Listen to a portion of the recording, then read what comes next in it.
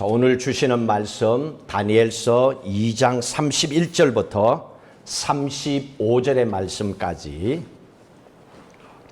함께 읽도록 합니다. 왕이여, 왕이 한 큰 신상을 보셨나이다.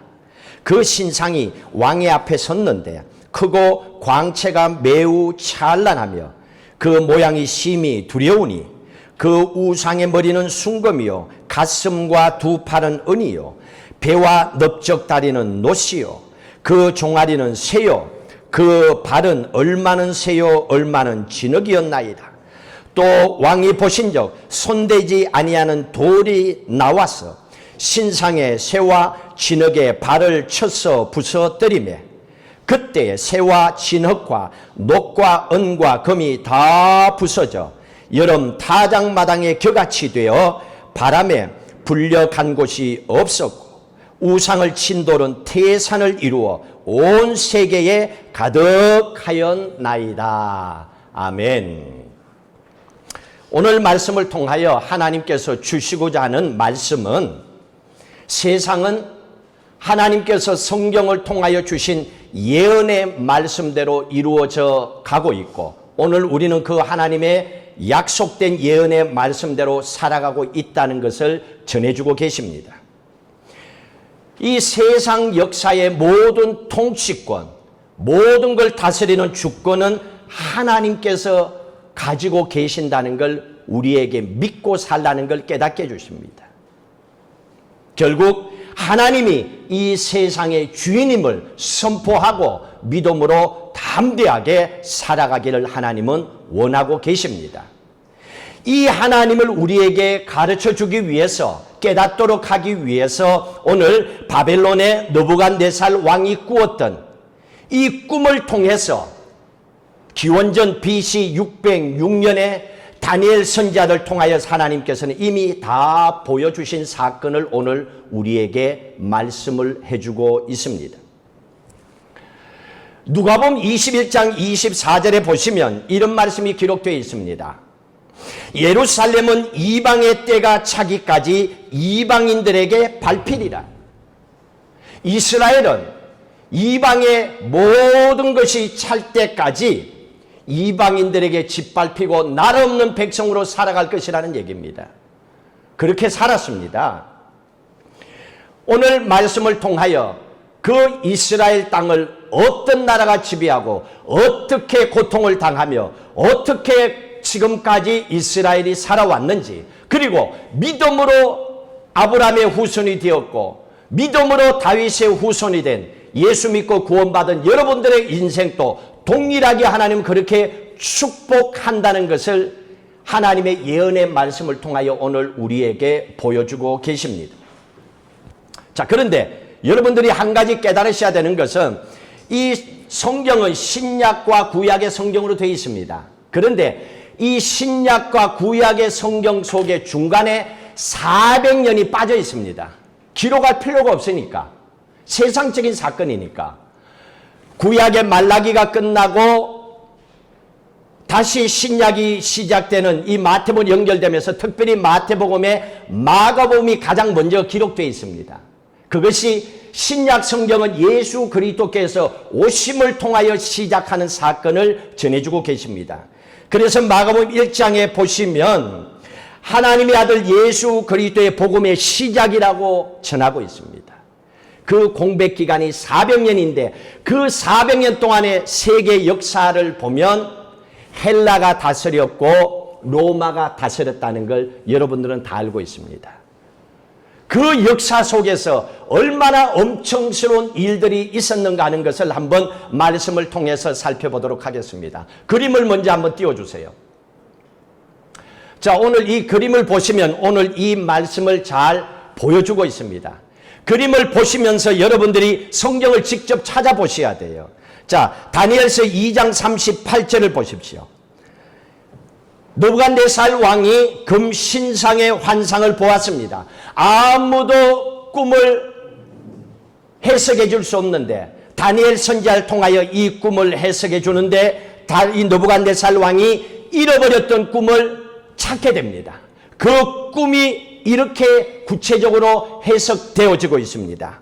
머리는 순금이라고 그랬습니다. 38절 읽도록 합니다. 사람들과 들짐승과 공중의 새들 어느 곳에 있는 것을 막론하고 그것들을 왕의 손에 넘기사 다 다스리게 하셨으니 왕은 곧 그 금머리입니다. 느부갓네살 왕이 머리 순금이라는 얘기입니다.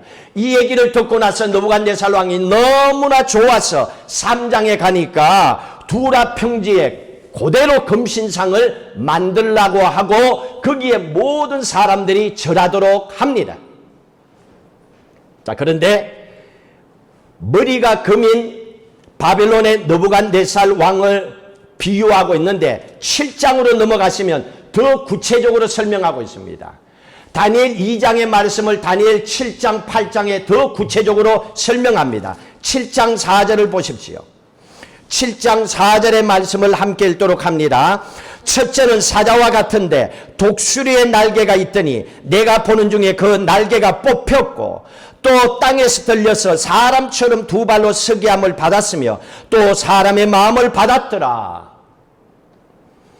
다니엘 7장에서 보니 이 바벨론을 사자로 비유하고 있습니다. 그런데 독수리의 날개를 달았다고 합니다. 이게 바벨론의 느부갓네살 왕을 상징하고 있는 겁니다. 그런데 어떻게 됐습니까? 날개가 뽑혔다라고 그랬습니다. 이제 끝났다는 얘기입니다. 그리고 사자로 비유인데 사자가 두 발로 서 있다는 얘기입니다. 사자는 네 발로 걸어야 돼요. 이제 끝났다는 얘기입니다. 결국 예언의 말씀대로 기원전 359년에 바벨론이 멸망을 합니다. 그리고 나서 다시 두 번째 나라가 나옵니다. 가슴과 두 팔이 은이라고 했지요. 2장 32절의 말씀을 보십시오. 2장 32절의 말씀에 보시면 그 우상의 머리는 순금이요 가슴과 두 팔은 은이요 가슴과 두 팔은 은이라고 그랬습니다. 이 은은 그 다음에 바벨론을 지배하고 그 땅 팔레스타인 전 유럽 지역을 지배하는 메대와 바사입니다. 성경에도 나옵니다. 이 메대와 바사를 7장에는 더 구체적으로 이렇게 설명해 주고 있습니다. 7장 5절의 말씀을 보도록 하십시다. 7장 5절 같이 읽습니다. 다른 짐승 곧 둘째는 곰과 같은데 메대와 바사는 곰으로 비유하고 있습니다. 그런데 그 곰 같은데 그 다음에 그것에 몸 한쪽을 들었고 몸 한쪽은 덮고 한쪽은 기울어졌다는 얘기입니다. 메대와 바사 두 나라였는데 한쪽 올라간 것이 페르시아라는 얘기입니다. 내려간 것이 메산이 메대입니다. 메대는 망합니다. 결국 페르시아 바사가 살아남고 모든 걸 지배합니다. 그걸 지금 얘기하고 있습니다. 그리고 그 다음에 또 뭐라 그랬습니까? 그 입에 이 사이에는 새 갈빗대를 물었다라고 합니다. 새 그림을 보여주세요. 성경 나머지 여러분들을 찾으시고 그림을 보세요. 새 갈빗대를 물었다고 합니다. 이것은 그 당시에 이 메대와 페르시아가 리디아, 바벨론, 이집트와 함께 그 지역의 모든 땅을 다 삼켜 먹였다는 겁니다. 대단한 나라였다는 얘기입니다. 기록에 보면 메대와 바사는 100만이 넘는 군대를 이끌고 인의 전술, 중공처럼요 그냥 밀어붙이고 모든 땅을 차지했다고 합니다. 어마어마한 나라였습니다. 자, 그런데 8장에 보면 좀 더 구체적으로 또 이렇게 비유하고 있습니다. 8장 20절의 말씀을 보십시오. 메대와 바사를 8장 20절에 이렇게 또 비유합니다. 20절 읽습니다. 내가 본 바 두 뿔 가진 순양은 곧 메대와 바사 왕들이라. 메대와 바사 왕들을 두 뿔을 가진 순양으로 비유하고 있습니다. 두 뿔을 가진 순양으로 비유합니다. 자, 그리고 나서 메대와 바사가 헬라에게 망합니다. 그 다음에 그 땅을 지배한 나라가 헬라였습니다. 다니엘서 2장 보십시오.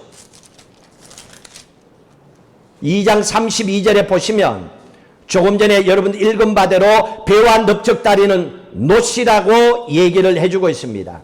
그리고 7장 6절로 넘어와 보십시오. 더 구체적으로 이렇게 설명을 하고 있습니다. 7장 6절 헬라에 대해서 이렇게 기록합니다. 같이 읽습니다. 그 후에 내가 또 본적 다른 짐승 곧 표범과 같은 것이 있는데, 헬라를 표범에 비유하고 있습니다. 그 환상을 통하여 하나님은 다니엘 선지자에게 보여주시고 이 세상이 어떻게 바뀌어져 나가는지를 말씀해 주고 있습니다. 표범으로 보여주고 있는데, 그 다음에 보십시오. 그 등에는 새의 날개가 4개나 있다고 합니다. 표범인데 날개 4를 달았으니 이게 얼마나 재빠르고 힘이 좋고 강력합니까? 이게 바로 헬라의 첫 번째 왕이었던 알렉산더 대제를 얘기하고 있는 겁니다. 그래서 전 세계를 지배했지 않습니까? 그런데 그 다음에 또 뭐라 그랬습니까? 그 짐승에게 또 머리 4이 있으며 권세를 받았더라고 합니다. 표범이 머리 4개가 또 달렸다고 합니다. 이것은 8장에 넘어가시면 좀 더 구체적으로 설명을 해주고 있습니다. 왜 머리가 4개인지 8장 21절 헬라를 이렇게 말씀해 주고 있습니다. 8장 21절부터 읽도록 합니다. 털이 많은 순염소는 곧 헬라 왕이요, 헬라 왕 알렉산더 대왕을 얘기하고 있습니다. 순염소로 8장에서는 비유하고 있습니다. 자, 그런데 순염소인데 그 다음에 보십시오. 그의 두 눈 사이에 있는 큰 뿔은 곧 그 첫째 왕이요, 알렉산더 대왕입니다. 첫째 왕, 헬라의 왕입니다. 여기서는 순염소로 비유했죠. 그런데 그 다음을 잘 보십시오. 22절 이 뿔이 꺾입니다. 순염소 두 눈 사이에 나온 큰 뿔이 꺾인답니다. 그리고 그 대신에 4뿔이 나온다고 그랬습니다. 이건 알렉산더 대왕이 죽고, 그것도 갑자기 죽어요. 기록에 찾아보니까 왜 죽었는지가 없어요. 그냥 갑자기 죽었어요. 그러니까 힘 좋고 권력 있고 지 마음대로 세상 뒤엎는다고 영원할 것 같지 아니에요. 지도 새도 모르게 죽어버려요. 알렉산더 대왕이 그냥 젊은 나이에 기록에 보면 32, 3살에 죽어버려요. 갑자기 죽어버려요. 그리고 나서 후손이 없어요. 왕을 이을 수가 없으니까 그의 신하 4명이 그 나라를 쪼개서 가지게 됐다는 얘기입니다. 4뿔이 나왔다. 표범의 머리가 4개였다. 그 얘기가 그걸 설명하고 있는 겁니다. 그의 신하 4명이 이 땅을 차지합니다. 그리고 나서 4개 나라가 만들어지는데, 첫 번째는 프톨레미, 두 번째는 셀루쿠스, 세 번째는 안티파스, 네 번째는 니시마쿠스라고 이 4신하가 나라를 쪼개서 지배를 합니다. 보시면 이 프톨레미는 애굽 땅을 지배했고 그 전체 유럽 땅을 보시면 됩니다. 셀루쿠스는 이스라엘, 팔레스타인, 시리아를 지배합니다. 요 셀루쿠스를 잘 보셔야 돼요. 요게 이스라엘 땅을 지배했거든요. 셀루쿠스가 이 땅을 지배하고, 또 안티파트는 마게도냐와 헬라 땅을 지배합니다. 그리고 리시마쿠스는 터키를 지배합니다. 이 4신하가 이 4개 나라를 지배하는데, 그 다음에 보십시오. 그 다음에 23절 같이 읽도록 합니다. 이 4나라 마지막 때에 반역자들이 가득할 즈음에 한 왕이 일어나리니 그 얼굴은 뻔뻔하며 속임수에 능하며, 한 왕이 일어난다고 그랬습니다. 얼마나 뻔뻔한지 이게 바로 셀루쿠스를 얘기합니다. 그 왕조에서 거기는 이스라엘, 팔레스타인, 시리아가 지배했다 그랬습니다. 이때 시리아의 8대 왕이었던 적그리스도와 같이 악랄하고 못했고 자기가 세상의 왕이라고 하는 한 사람이 나타납니다. 그 사람이 시리아의 8대 왕이었던 안티오쿠스 4세 에피파네스입니다. 여러분들도 잘 알 겁니다. 얼마나 세계사 역사 속에서 악랄하고 못했는지 이 사람이 여기에서 나타납니다. 이 가운데서 한 뿔이 나타나서 세상 모든 것을 지배하기 시작합니다. 자, 8장에 보십시오. 앞에 넘기시면 구체적으로 설명하고 있습니다. 8장 8절의 말씀을 보십시오. 순염소가 헬라 알렉산더 대왕이라 그랬죠. 8절 있습니다. 순염소가 스스로 강대하여 가더니 강성할 때 그 큰 뿔이 꺾이고 갑자기 죽죠. 그 대신에 현잔뿔 넷이 하늘 사방을 향하여 났더라. 그중 한 뿔에서, 요게 셀루쿠스입니다. 또 작은 뿔 하나가 났어. 안티오쿠스 4세 에피파네스, 시리아의 8대 왕을 얘기합니다. 이 안티파네스가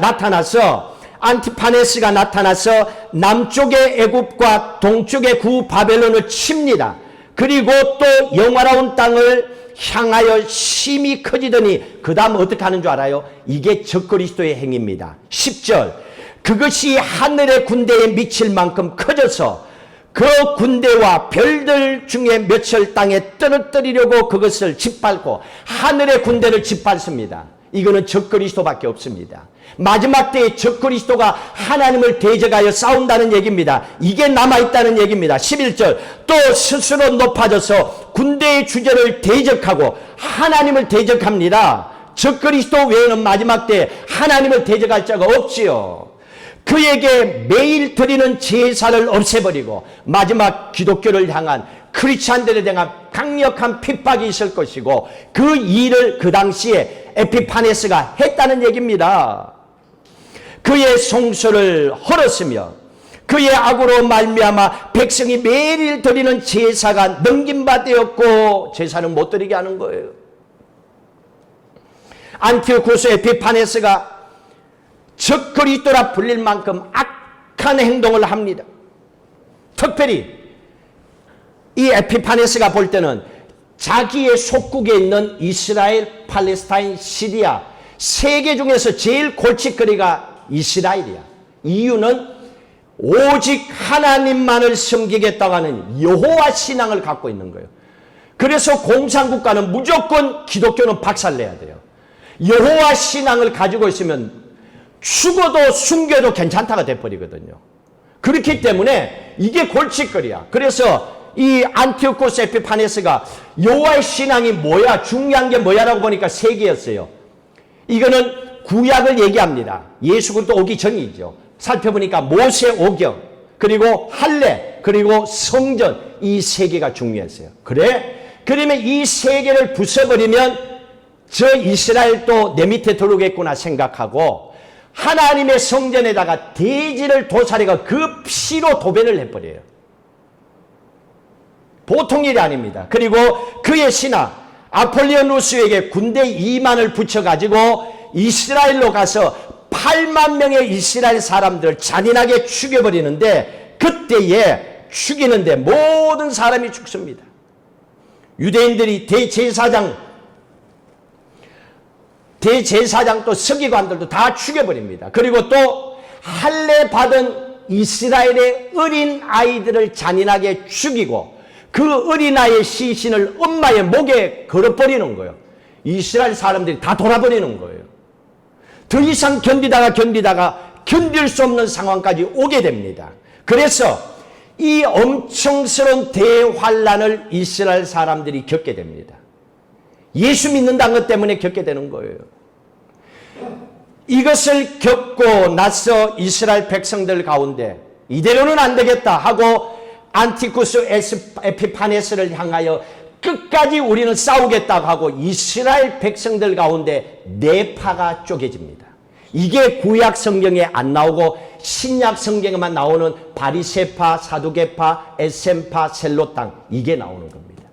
이게 헬라 시대 때에 나온 거예요. 신구약 중간 시기에. 그래서 여러분들이 신구약 중간 시기를 알아야만이 왜 이 바리새파 서기관들이 갑자기 나왔고 예수님께서 이 회칠한 무덤들아 외식하는 자들아 했는지를 백그라운드를 알아야 이해가 되는 겁니다. 이 네 파가 나오는데 첫 번째 파가 바리새파입니다. 이 사람들은 우리는 죽어도 여호와의 신앙을 지키겠다고 끝까지 목숨 걸고 안티오쿠스 에피파네스와 싸웁니다. 그런데 이 사람들은요, 여호와의 신앙을 가지고 있는데 내세를 믿었어요. 심판도 부활도 천국도 지옥도 천사도 다 믿었던 사람들이요.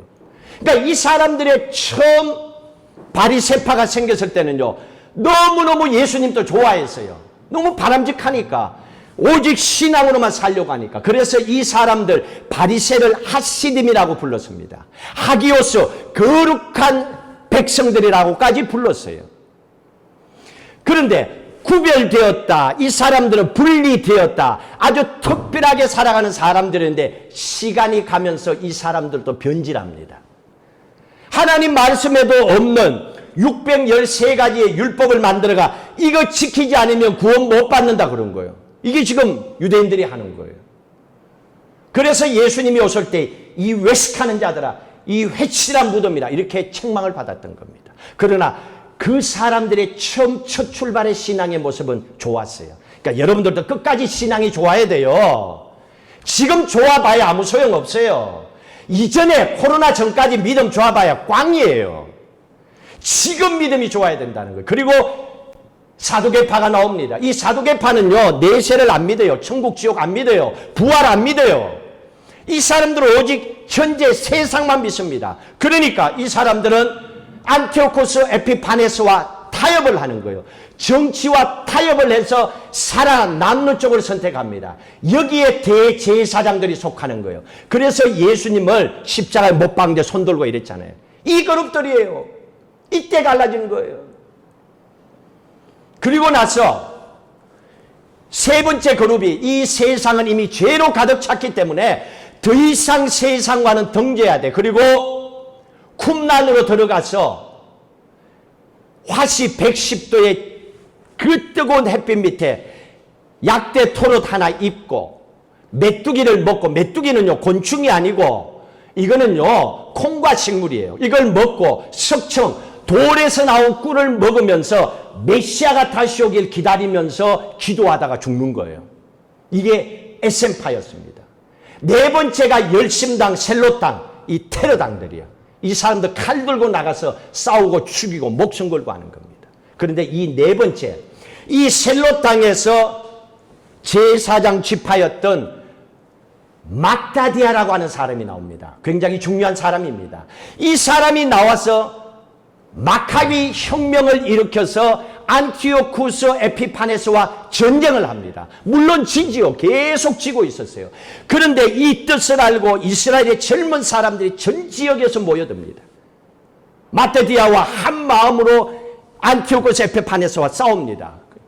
끝까지 가면 안 되지요. 그런데 놀라운 것은요, 이렇게 전쟁하다가 알렉산더 대왕이 죽은 것처럼 기원전 164년에 안티오코스 에피파네스가 갑자기 죽어버려요. 갑자기 죽어버려요. 별일도 없이 왜 죽은지 몰라.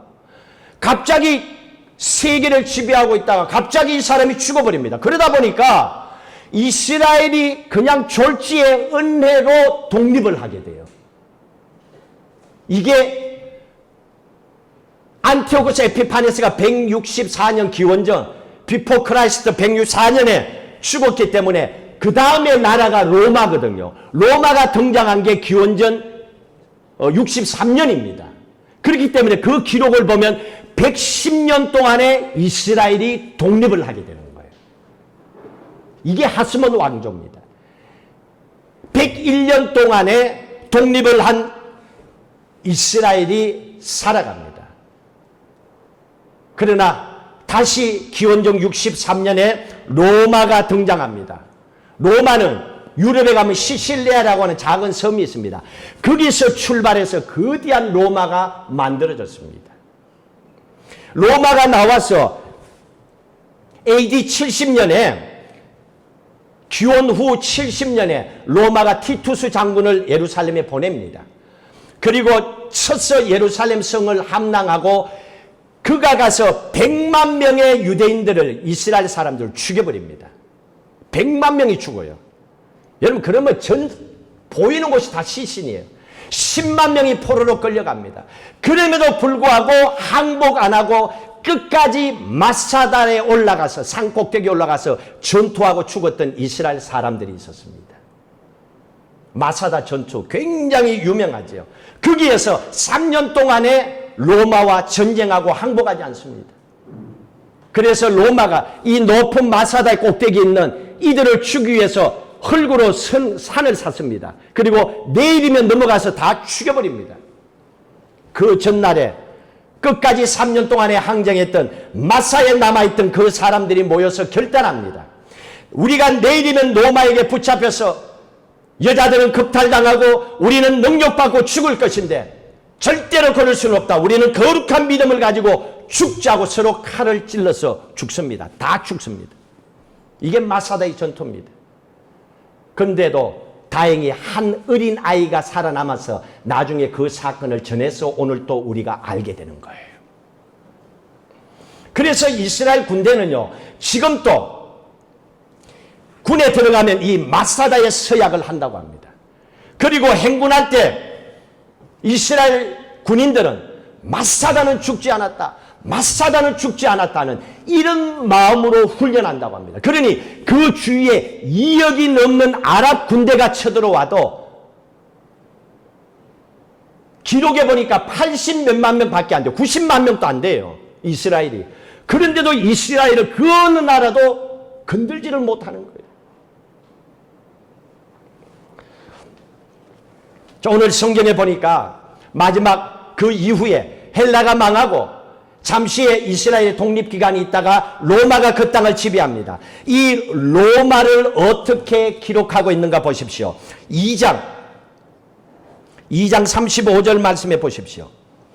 2장 35절 다니엘 같이 읽도록 합니다. 그때에 새와 진흙과 녹과 은과 금이 다 부서져 여름 타작마당에 겨같이 되어 바람에 불려 간 곳이 없었고 우상을 친 돌은 태산을 이루어 온 세계에 가득하였더라. 갑자기 뜬 돌입니다.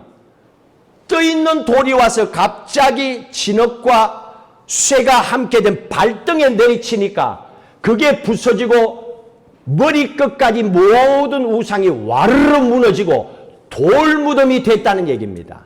돌무덤이 됐다는 얘기입니다. 자, 그리고 45절에 보십시오. 좀 더 상세하게 설명하고 있습니다. 45절에 있습니다. 손대지 아니한 돌이 산에서 나와서 새와 녹과 진흙과 은과 금을 부서뜨린 것을 왕께서 보신 것은 크신 하나님이 장래일을 왕께 알게 하신 것이라.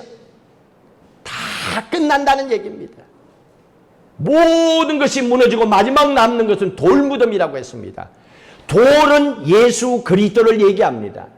돌무덤은 하나님의 나라가 세상이 다 끝나고 하나님의 나라가 이루어진다는 것을 예언해 주고 있는 메시지입니다.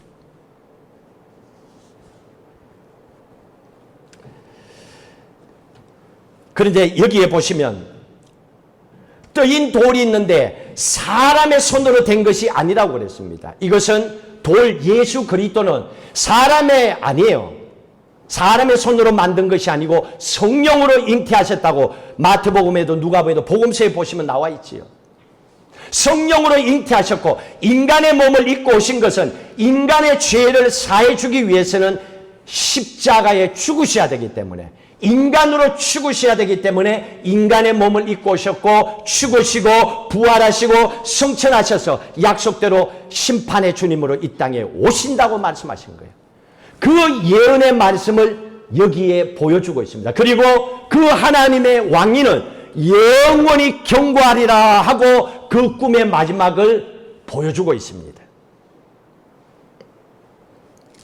자, 그런데 보십시오. 하나님의 나라가 얼마나 견고한지 7장 18절 보십시오. 7장 18절 같이 읽도록 합니다. 지극히 높으신 이의 성도들이 나라를 얻으리니 그 누림이 영원하고 영원하고 영원하리라. 하나님의 자녀들이 누리실 영생의 축복은 영원하리라.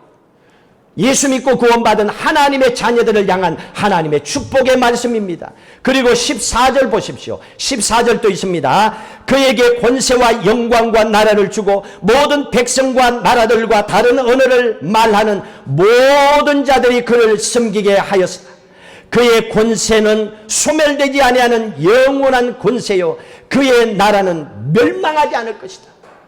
하나님의 나라는 영원할 것이다 그랬습니다. 이 말씀의 근거가 어딘 줄 아세요? 무엇 때문에 이 약속의 말씀을 주신 줄 아세요? 여기서 처음 나온 게 아니에요. 이미 오래전에 하나님께서 이 약속을 해주셨는데 그게 사무엘하 7장입니다. 보십시오. 사무엘하 7장 16절 구약성경 474쪽 사무엘하 7장 16절 같이 읽도록 합니다. 내 집과 내 나라가 내 앞에서 영원히 보존되고 내 왕위가 영원히 경고하리라 하셨다라. 이 축복이에요. 너의 나라가 너의 왕위와 영원히 경고하리라. 이 다니엘서에 나오는 이 말씀을 이미 하나님께서 다윗 때의 하나님께서는 주신 말씀입니다. 이 사무엘하 7장의 말씀이 뭡니까?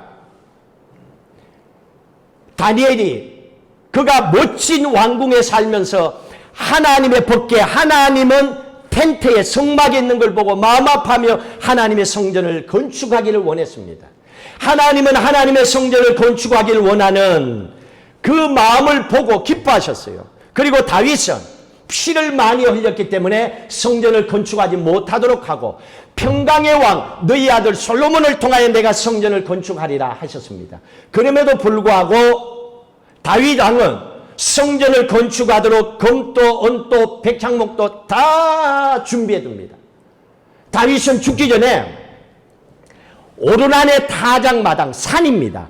이 산을 값을 치르고 사서 둡니다.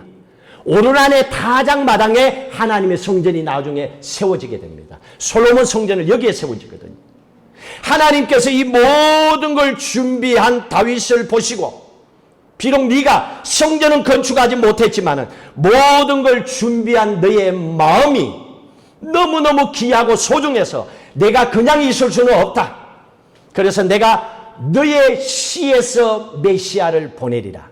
그래서 다윗의 후손 유다 지파에서 예수 그리스도께서 오신 거예요. 너의 후손에서 너의 씨에서 메시아가 나오게 할 것이고 그의 나라는 영원히 경고하리라. 하나님이 약속을 하신 거예요. 이때 이미 오래전에 약속해 주신 거예요. 이 약속을 다시 한번 다니엘서를 통하여 하나님은 확인시켜 주십니다. 이 약속 때문에 어떻게 됐습니까? 역사의 기록을 보십시오. 이스라엘 또 남쪽 북쪽이 나눠집니다. 그러나 다윗 왕이 아들 솔로몬에게 맡기고 솔로몬이 그의 아들 로보암을 통하여 만들었던 나라가 남쪽 유다입니다. 그러나 하나님 약속과 상관없이 뛰어나가고 만든 나라가 북쪽 이스라엘이었어요. 여로보암이 만들었습니다. 그런데 하나님과 상관없이 만들어진 북쪽 이스라엘은 기원전 722년에 아수르에게 붙잡혀가고 나라가 영원히 없어졌습니다. 망했습니다. 그런데 남쪽 유다는 어떻습니까? 하나님의 약속대로 기원전 587년에 바벨론의 포로로 끌려갑니다. 그런데 70년 후에 다시 고향 땅으로 돌아옵니다. 하나님은 그 약속 그대로 이루어 주십니다. 그래서 성경, 구약 성경 요엘서 3장 20절에 보시면 한번 볼까요? 이 말씀이 있는 거 없는가? 여러분 요엘서는 잘 안 보니까 호시아 다음에 요엘서 3장 20절에 보십시오. 이 약속 그대로 하나님께서는 이루어주고 계십니다. 3장 20절 1275페이지 같이 읽도록 합니다. 유다는 영원히 있겠고 예루살렘은 대대로 있으리라. 하나님의 약속대로 이루어진 거예요. 하나님의 약속대로 유다는 영원히 있겠고 예루살렘은 대대로 있으리라. 포로로 끌려가지만 하나님은 다시 돌려보냅니다. 그리고 이 나라가 어떻게 되는 줄 알아요? 로마가 다스리다가 로마가 동로마 서로마로 갈라집니다. 그리고 나서 동로마가 지배하면서 동로마가 망하면서 무적함대 스페인이 그 땅을 또 지배합니다. 또 스페인이 끝나고 나서 대영 제국이 그 땅을 또 지배합니다.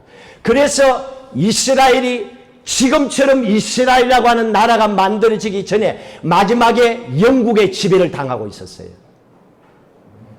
영국의 지배를 당하고 있다가 결국은 하나님께서 약속하신 바대로 1945년 5월 14일 굉장히 중요한 날이었죠.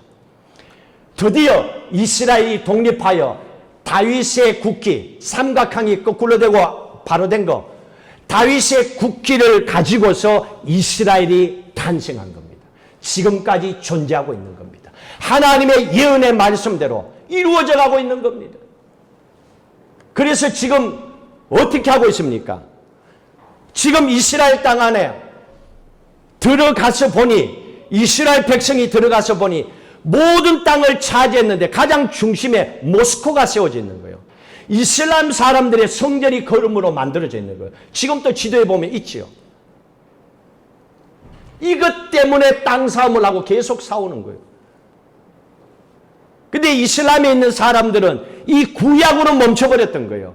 예수 그리스도를 믿지 않는 거예요. 사두개파처럼 그렇게 되는 거예요. 그러니까 사두개파처럼 그냥 세상과 타협하고 그냥 죽이고 막 이러는 거예요.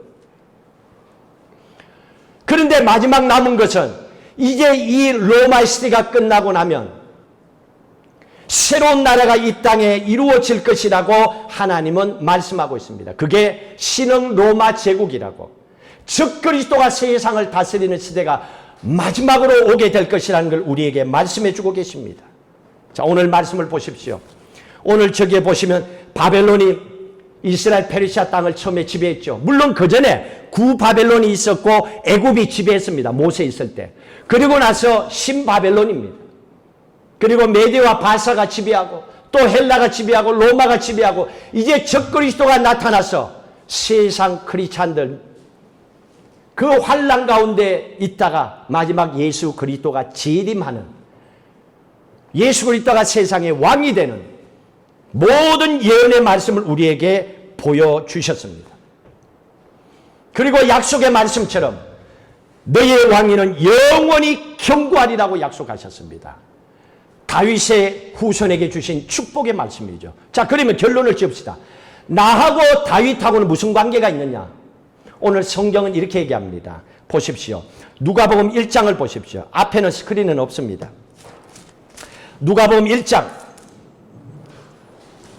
누가복음 1장 32절 말씀을 보십시오. 누가복음 1장 32절 읽도록 합니다. 그가 큰 자가 되고 지극히 높으신 이의 아들이라 일컬어질 것이요 주 하나님께서 그 조상 다윗의 왕위를 그에게 주었으니, 그에게 예수 그리스도에게 주었다는 거예요. 다윗의 왕위를 예수 그리스도에게 주셨대요. 그러면 예수 그리스도를 믿음으로 구원받은 하나님의 자녀들, 하나님의 아들, 딸들이 된 우리에게도 똑같이 다윗의 왕위의 축복을 약속하셨다는 걸 우리에게 보여주고 계시는 겁니다. 그렇기 때문에 오늘 주신 말씀을 이스라엘 사람들만 보면 안 되는 거예요. 오늘 이건 내게 주시는 말씀이에요.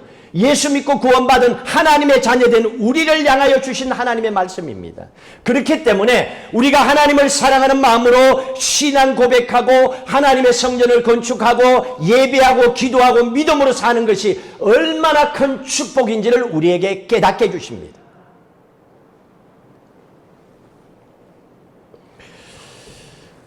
성경에서 주신 예언의 말씀대로 오늘 또 우리는 살아가고 있습니다. 하나님과 상관없이 그냥 되는 대로 하루하루 살아가는 그런 인생이 아니라는 얘기입니다. 코로나19도 오늘 우리가 겪고 있는 이 어려운 상황도 하나님은 다 알고 계신 겁니다. 이것이 지나간다는 걸 다 압니다. 이거는 마지막 징조일 뿐이지 끝이 아니라는 얘기입니다. 그러나 마지막 때는 사람들의 상상을 깨트리는 수많은 사람들이 죽게 될 것이라는 것도 예언했습니다. 우리는 그걸 보았습니다. 전 세계 100만 명이 넘는 사람이 코로나19로 죽어가는 걸 보았습니다. 지금 또 코로나19 그러면 두려워하고 떨고 있습니다. 그럼에도 불구하고 먹고 살아야 되잖아요. 먹고 사는 데는 목숨 걸고 살아가잖아요. 오늘 우리가 이런 세상 가운데 살아가고 있습니다. 앞으로 있어질 이 모든 세상과 이미 지나가고 있는 세상의 모습들을 다니엘은 기원전 606년에 하나님께서 다 보여주셨습니다. 세상 마지막에 예수 그리스도께서 재림하셔서 적그리스도를 완전히 없애버리고 천년 왕국이 임하고 새하늘과 새 땅에 들어가서 영원토록 주와 함께 살게 될 것이라는 걸 606년 기원전 다니엘 선지자에게 하나님은 이미 다 보여주셨습니다. 그리고 다니엘 선지자가 보았던 그 예언의 말씀을 오늘 우리는 들었습니다. 자, 오늘 이 말씀을 통하여 이제 남은 우리의 역사의 모습을 봐야 됩니다. 이제는 역사 끝에 적그리스도가 등장하면 됩니다. 적그리스도가 성경에 어떻게 나왔는지 여러분 성경대로 보셔야 됩니다. 한번 볼까요? 요한 1서, 요한 2서에 잘 나와 있습니다. 세 군데나 나와 있어요. 요한 1서 2장 18절.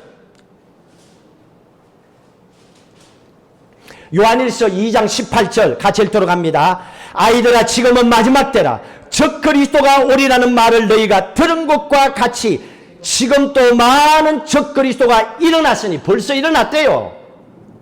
이때 요한 때 일어났다면 지금도 있는 거예요. 지금도. 그러니 거짓 선지자들이 날개치잖아요. 거짓 사기꾼들이 날개치잖아요. 가짜 목사도 있잖아요. 그 다음에 뭐라고 했습니까? 그러므로 우리가 마지막 때인 줄 아노라. 지금 우리가 살아가는 시간이 마지막 때예요. 이미 예수 그리스도 오심으로 종말은 시작되었고 마지막 때에 살고 있습니다. 즉 그리스도가 믿음으로 우리가 보지 않기 때문에 그렇죠. 있다는 얘기입니다. 4장 2절 보십시오. 4장 2 요한일서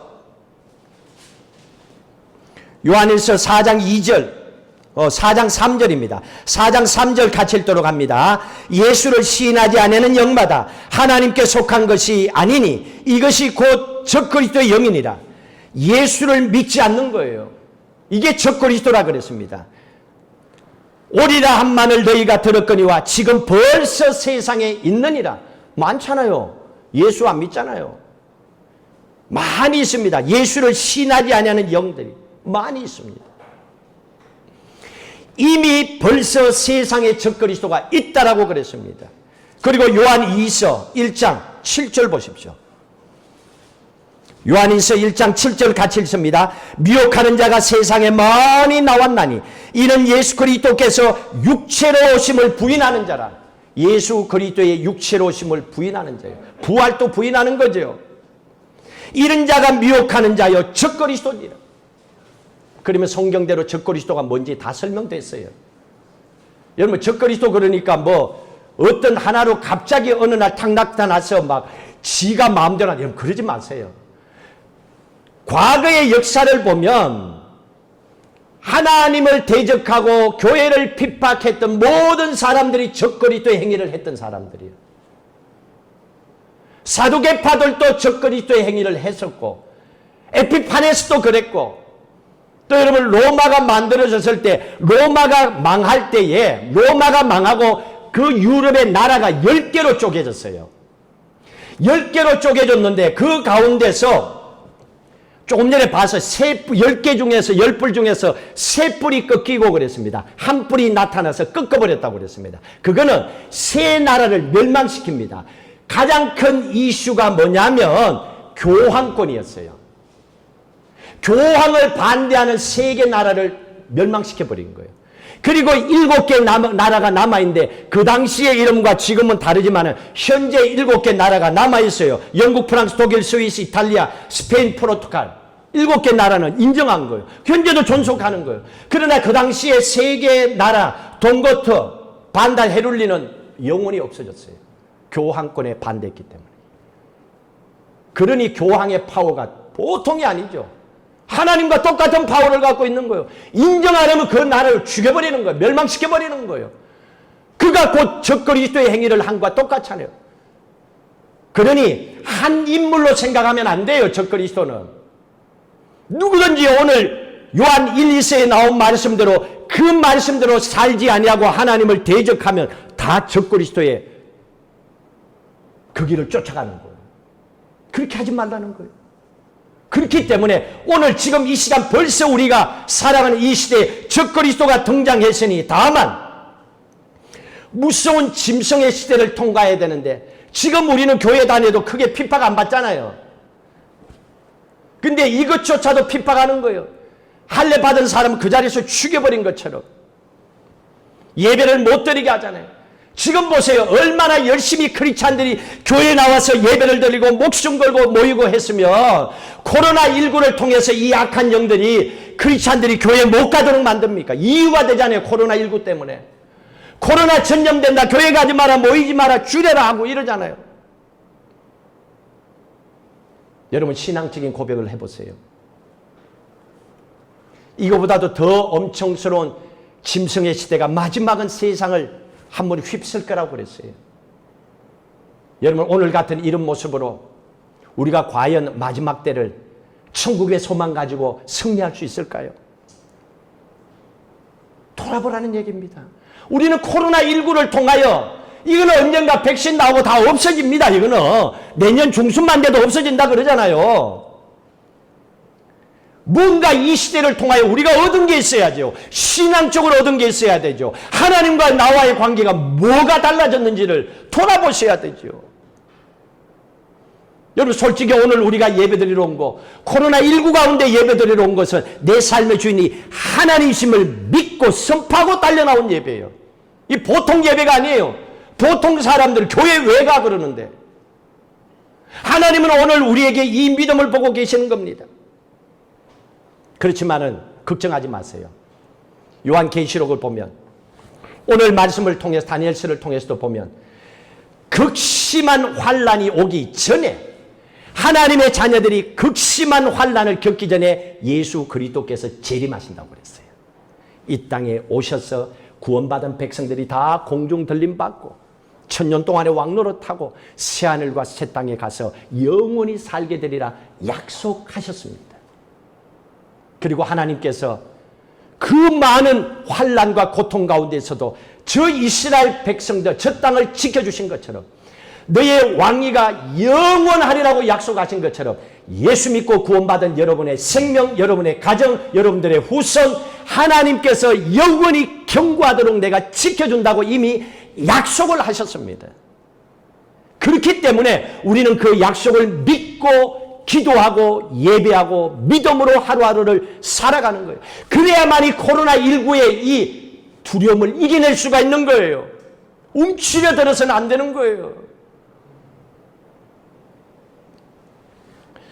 결론을 지어야 됩니다.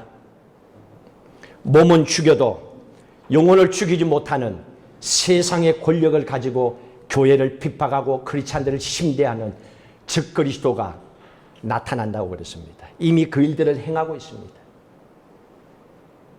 몸은 죽이지 못하고 영혼을 죽이지 못하고 몸만 죽이는 이 세상의 권력과 돈을 가지고 우리를 힘들게 만들려고 하는 그 상황 앞에 여러분 두려워하지 마셔야 됩니다. 세상엔 돈 없이는 살아갈 수 없습니다. 그러나 돈 때문에 내 영혼까지도 줄 수는 없습니다. 세상 권력은 분명히 돈과 이 권력을 가지고 여러분들의 영혼을 바꾸자고 할 겁니다. 여러분 그때 두려워하지 마십시오. 그건 결국 우리의 몸밖에 못 죽입니다. 정말로 두려워야 되는 것은 우리의 몸과 영혼을 죽이시는 하나님을 두려워하며 사시기를 주의 이름으로 축복합니다. 하나님은 이 신앙의 결단을 우리가 갖고 살기를 원한 겁니다. 그래서 마지막까지 우리에게 필요한 것은 영적인 분별력을 가지고 살아가야 돼요.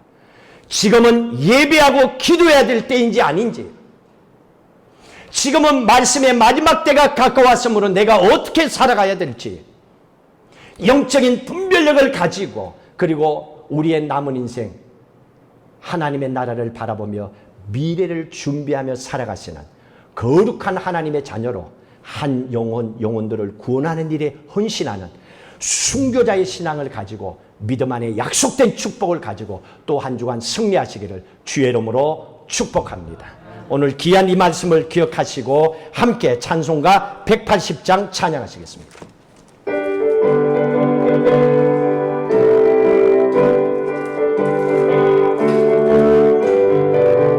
하나님의 나팔 소리 전제 진동할 때에 예수 영광 중에 구름 타시고 천사들을 세계 만국 모든 곳에 보내어 구원받은 성도들을 모으리. 나팔 불 때 나의 예름, 나팔 불 때 나의 예름, 나팔 불 때 나의 이름 부를 때에 잔치 참여하겠네. 무덤 속에 잠자는 자 그때 다시 일어나 영화로운 부와 승리 오르리. 주가 택한 모든 성도 구름 타고 올라가 공중에서 주의 얼굴 배우리. 나팔 불 때 나의 이름 나팔 불 때 나의 이름 나팔 불 때 나의 이름 함께 일어나서 찬양합니다. 주님 다시 오실 날을 알 수 없으니 항상 기도하고 깨어 있어서 기쁨으로 보좌 앞에 우리 나가서도록 그때까지 참고 기다리겠네.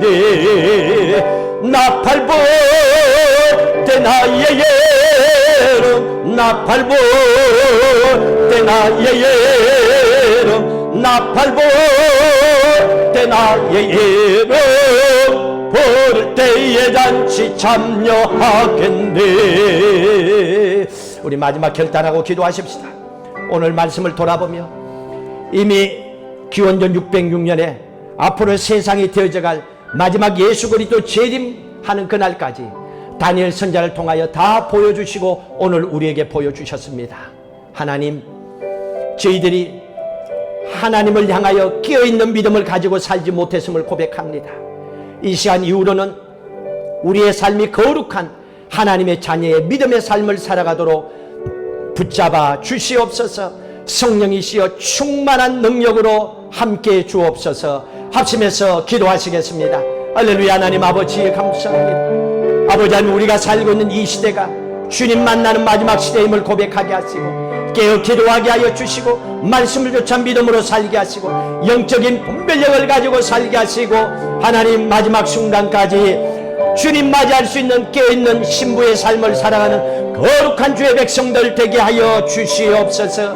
하늘 양식을 늘 먹고 살아가게 하시고 호흡하며 기도하며 살게 하여 주셔서 하나님의 말씀의 음성이 우리의 가슴에 생겨지게 하시고 우리의 생각 속에 늘 함께 하여 주셔서 하나님의 자녀로서 믿음의 삶을 살아가는 복된 삶을 살도록 축복하여 주시옵소서. 하나님, 저희들은 지금까지 주시는 말씀을 들으면서 마지막 때가 왔구나, 세상의 종말이 왔구나, 그러면서도 그때를 확실하게 믿지 못하고 준비하지 못하고 살아왔음을 고백합니다. 그래서 세상 권력 앞에 두려워 떨었고 돈의 권력 앞에 주저앉고 내 생명도 맞바꿀 정도로 연약한 존재였음을 고백합니다. 코로나19 앞에 하나님 앞에 기도하기보다는 뒷걸음질 쳤던 연약한 우리의 믿음의 모습을 고백합니다. 지금보다도 더 무서운 그 환난과 핍박을 이스라엘의 백성들이 겪어왔음을 보았고 우리도 그 마지막 때를 이겨내야 된다고 말씀을 해주셨습니다. 우리의 힘으로는 할 수 없습니다. 우리 안에 성령 하나님 보혜사로 계시오니 도와주시고 하늘의 능력을 도하여 주시고 영적으로 깨어 기도하며 분별력을 갖고 살게 하셔서 거룩한 우리의 미래를 믿음으로 준비하는 하나님의 아들, 하나님의 딸들 다 되게 하여 주시옵소서. 우리의 가정도 일터도 사업도 스라의 자녀들의 미래도 하나님 그 왕위가 영원히 견고하리라고 하셨던 다윗에게 주셨던 그 축복 그대로 이루어지게 하여 주셔서 이 땅에서의 삶이 하나님과 함께하는 천국의 삶이 되도록 은혜 베푸시고 축복하여 주시옵소서. 우리의 몸만 죽이고 영혼을 죽이지 못하는 세상 권력과 돈을 두려워할 것이 아니라 몸과 영혼을 죽이는 하나님을 두려워하며 믿음으로 담대하게 살아갈 수 있도록 우리의 영혼이 깨어 주님을 바라보게 하시고 하나님 주시는 하늘의 지혜와 능력으로 이 땅을 다스리며 승리하며 살아가는 복된 한 주간 되게 하여 주시옵소서. 이제는 우리 주 예수 그리스도의 은혜와 하나님 아버지의 무한하신 사랑하심과 성령님의 인도 교통 충만하심이 이미 다니엘 선지자를 통하여 보여주신 이 세상의 모든 모습을 믿음으로 받아들이고 이제 우리의 마지막 인생길도 깨어 준비하며 복된 믿음의 삶을 주 안에서 살아가는 귀한 삶을 살고자 결단하는 사랑하는 성도들 가정, 일터, 삶, 또 설아의 자녀들 위해, 넓은 교회 미래 위해, 또한 코로나로 아파하고 힘들어하는 모든 생명들 위해 영원히 함께 하시기를 간절히 축원하옵나이다. 아멘.